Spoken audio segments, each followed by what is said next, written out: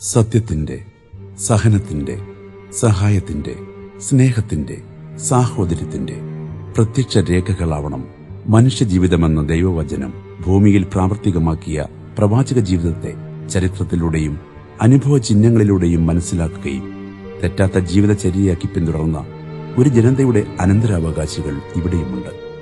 അവരുടെ ദർശനത്തിന്റെ വെളിച്ചത്തിൽ തെളിഞ്ഞു നിൽക്കുന്ന സംരംഭങ്ങളും. അതിലൊന്നാണ് തിരൂർ മുസ്ലിം ധർമ്മപരിപാലന സംഘം.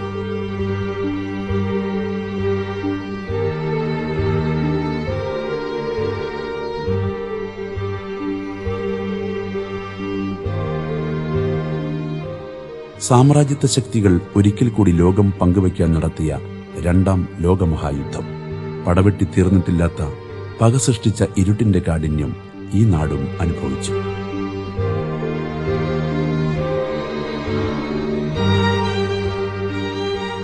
ക്ഷാമവും പട്ടിണിയും അതോടൊപ്പം കോളറ എന്ന പകർച്ചവ്യാധിയിലൂടെ സംഭവിച്ച അനേകായിരങ്ങളുടെ മരണവും അതിനുമപ്പുറത്തെ ദുഃഖമായ നിസ്സഹായതയും സാമൂഹ്യ ജീവിതം ദുസ്സഹമാക്കി.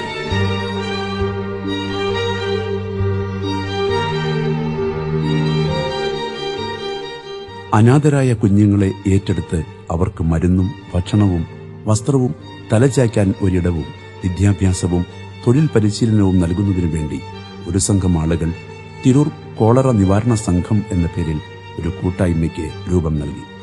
ഒരു ജനത അർഹിക്കുന്നവരെ തന്നെയാണ് അതിന് നേതൃത്വം നൽകാൻ ദൈവം നിയോഗിച്ചതെന്ന് പറയാം. ജനാബ് മമ്മി ഹാജി പ്രസിഡന്റും ജനാബ് മുഹമ്മദ് ബാബു മാസ്റ്റർ സെക്രട്ടറിയും Janab K Muhammad Sahib, K Seidu Sahib, A Kunhali Sahib, K S Muhammad Sahib, K Ahammad Kutty Sahib, K Moideenkutty എന്ന ബാവ സാഹിബ്, വി സി മുഹമ്മദ് സാഹിബ്, ഇവരുടെ ഈ കൂട്ടായ്മയാണ് 1943 മുസ്ലിം ധർമ്മപരിപാലന സംഘം എന്ന പേരിൽ രജിസ്റ്റർ ചെയ്ത് പ്രവർത്തനം ആരംഭിച്ചത്.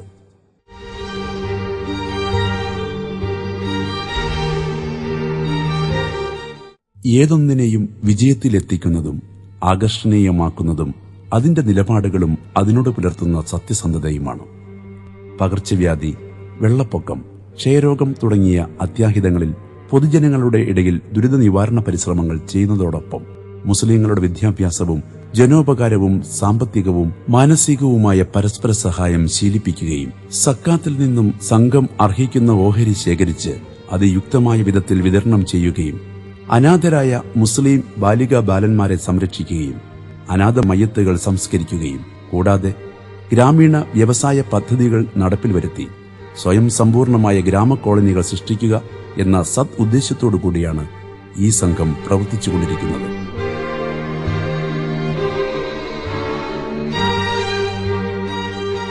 ഒട്ടും പെരുപ്പിക്കാതെ, ഒന്നും വെട്ടിക്കുറയ്ക്കാതെ പറയട്ടെ, 1943 ഇന്നത്തെ ബസ് സ്റ്റാൻഡ് സ്ഥിതി ചെയ്യുന്ന കൈതവളപ്പ് എന്ന സ്ഥലത്തെ വാടക കെട്ടിടത്തിലാണ് അനാഥശാല ആദ്യം പ്രവർത്തനം ആരംഭിച്ചത്. സ്വന്തമായ സ്ഥലവും കെട്ടിടവും നിർമ്മിക്കുക എന്ന ലക്ഷ്യത്തോടെ സംഘം മുന്നിട്ടിറങ്ങിയപ്പോൾ സഹൃദയരായ അനേകായിരങ്ങൾ സാമ്പത്തികമായി സഹായിച്ചു. കൂടാതെ വഖഫായും നാമമാത്രമായ വിലയ്ക്ക് ഭൂമി നൽകി അനാഥാലയത്തിന്റെ സ്ഥായിയായ നിലനിൽപ്പിനെ സഹായിച്ച കൈനിക്കര യാഹു മൂപ്പൻ, സെയ്ദ് മൂപ്പൻ, കെ ഹസൈനാർ ഹാജി തുടങ്ങിയവരെയും കൊടിയംകുന്നത്ത് കുട്ടിയാലിക്കുട്ടി ഹാജി, കിഴക്കാംകുന്നത്ത് കുഞ്ഞീദു ഹാജി, അച്ചനാട്ടുപറമ്പിൽ സെയ്താലി, പുളിക്കൽ കുഞ്ഞി ബീവി ഉമ്മ, പൊട്ടച്ചോല ഖാലിദ് എന്ന കുട്ടിപ്പയുടെ മാതാവ് എന്നിവരെയും ഈ അവസരത്തിൽ നാം ഓർക്കേണ്ടതുണ്ട്. അതോടൊപ്പം കിഴക്കാംകുന്നത്ത് കുഞ്ഞീദ് ഹാജിയുടെയും ഭാര്യയുടെയും പരലോക പുണ്യത്തിനായി അവരുടെ മക്കൾ വഖഫ് നൽകിയ തിരൂർ നഗരമധ്യത്തിലെ സ്ഥലവും പീഡികമുറിയും അനാഥശാലയ്ക്ക് 2012 രജിസ്റ്റർ ചെയ്തു തന്നത് എടുത്തു പറയേണ്ടതുമാണ്.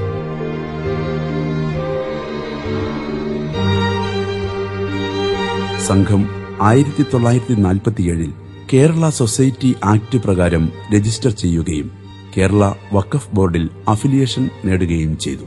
ഏഴൂരിൽ പ്രവർത്തിച്ചുകൊണ്ടിരുന്ന എയ്ഡഡ് LP സ്കൂൾ MDPS ഏറ്റെടുക്കുകയും സ്കൂളിനെ തിരൂരിലെ ഏറ്റവും മികച്ച UP സ്കൂളായി ഉയർത്തിക്കൊണ്ടുവരുവാനും MDPSന് കഴിഞ്ഞു. പാഠ്യേതര പ്രവർത്തനങ്ങളിൽ തിരൂർ ഉപജില്ലയിലെ ഏറ്റവും മികച്ച വിദ്യാലയമായ MDPS UP സ്കൂൾ തിരൂർ നഗരസഭയിലെ തന്നെ ഏറ്റവും വലിയ UP സ്കൂളാണ്. 2011, 2012 വർഷത്തിലെ എക്സലൻസി അവാർഡ് ബഹുമാനപ്പെട്ട ഇ.ടി. മുഹമ്മദ് ബഷീർ എംപിയിൽ നിന്ന് ഏറ്റുവാങ്ങുവാൻ ഈ സ്കൂളിന് സാധിച്ചു. 1987 അനാഥശാലയുടെ കീഴിൽ ITC ആരംഭിക്കുകയും അന്തരിച്ച മുൻ മുഖ്യമന്ത്രി ബഹുമാനപ്പെട്ട ഇ.കെ. നായനാർ, MLA-മാരായ കെ. മൊയ്തീൻകുട്ടി എന്ന ബാവ ഹാജി, PT. കുഞ്ഞുട്ടി ഹാജി തുടങ്ങിയവരുടെ സാന്നിധ്യത്തിൽ ഉദ്ഘാടനം ചെയ്തതും നാം ഈ അവസരത്തിൽ സ്മരിക്കേണ്ടതുണ്ട്. അതിനു പുറമെ ITC തുടങ്ങുന്നതിനു വേണ്ടി തിരൂർ SSM പോളിടെക്നിക് മാനേജ്മെന്റ് ചെയ്തു തന്ന സേവനങ്ങൾ ഈ അവസരത്തിൽ എടുത്തു പറയേണ്ടതാണ്. 2005 കാലഘട്ടത്തിൽ അനാഥശാലയുടെ കീഴിൽ ജൂനിയർ അറബി കോളേജ് തുടങ്ങുവാനും MDPS-ന് സാധിച്ചു. അറബി കോളേജ്, മദ്രസ, പള്ളി എന്നിവ KNM-ൽ രജിസ്റ്റർ ചെയ്തതാണ്. ഏഴൂരിൽ ഗവൺമെന്റ് ഹൈസ്കൂൾ അനുവദിച്ച സാഹചര്യത്തിൽ ആദ്യ 2 വർഷം അനാഥശാല കെട്ടിടത്തിലാണ് ഏഴൂർ ഗവൺമെന്റ് ഹൈസ്കൂൾ പ്രവർത്തിച്ചിരുന്നത്.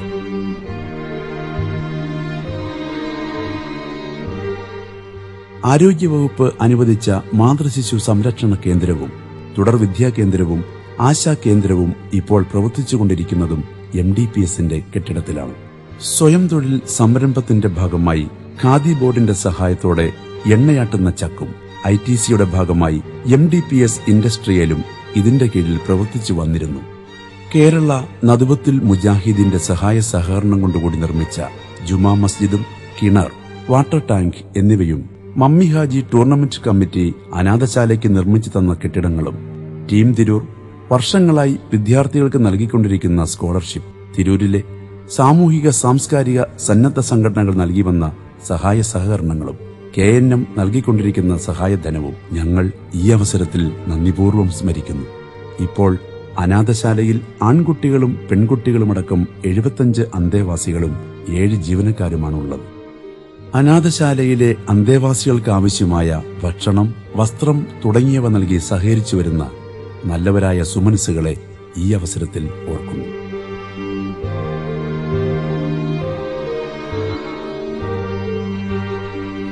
അനാഥശാലയുടെയും മറ്റ് സ്ഥാപനങ്ങളുടെയും നിലനിൽപ്പിന് ആവശ്യമായ സാമ്പത്തികവും മറ്റു രീതിയിലുമുള്ള സഹായ സഹകരണങ്ങൾ ചെയ്തു തന്ന മഹത് വ്യക്തികൾക്ക് അർഹമായ പ്രതിഫലം സർവശക്തനായ അള്ളാഹു നൽകി അനുഗ്രഹിക്കുമാറാകട്ടെ.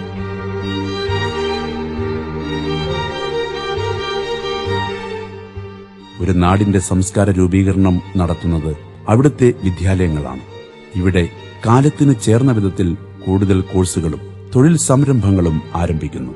ഇതിന്റെ ഭാഗമായാണ് അനാഥശാലയുടെ ഭൗതിക സാഹചര്യങ്ങൾ മെച്ചപ്പെടുത്തുന്നതിനോടൊപ്പം ITC മറ്റ് വിദ്യാഭ്യാസ സ്ഥാപനങ്ങൾ, ഇൻഡോർ സ്റ്റേഡിയം, ഓഡിറ്റോറിയം എന്നീ വിദ്യാഭ്യാസ സമുച്ചയത്തിന്റെ നിർമ്മാണ പ്രവർത്തനോദ്ഘാടനം ബഹുമാനപ്പെട്ട കേരള പഞ്ചായത്ത് സാമൂഹ്യക്ഷേമ വകുപ്പ് മന്ത്രി ഡോക്ടർ MK മുനീർ നിർവഹിക്കുന്നത്.